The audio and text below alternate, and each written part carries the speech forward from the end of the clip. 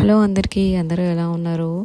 Carrot and అటుకులతో అయితే నేనైతే ఇలా అయితే చేస్తున్నాను. మీరు కూడా ట్రై చేయండి. మీ పిల్లలు కూడా తింటారు ఇట్లా చేస్తే. సో దానికోసం ఒక బౌల్ పెట్టేసుకొని ఆయిల్ వేసుకున్నాక ఆవాలు, జీలకర్ర, cashews, peanuts, red chilli, green chilli, onion, curry leaves, spring onions అన్నీ వేసుకొని సాఫ్ట్గా ఎంతో కుక్ అవ్వనివ్వాలి.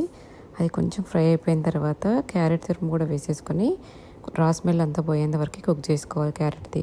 అది ఫ్రై అయిపోయిన తర్వాత కొంచెం పసుపు కూడా వేసేసుకొని మిక్స్ చేసేసుకొని టేస్ట్కి సరిపడినంత సాల్ట్, చిల్లీ పౌడర్ వద్దు అనుకునే వాళ్ళు మొత్తం గ్రీన్ చిల్లీతోనే వేసేసుకోవచ్చు.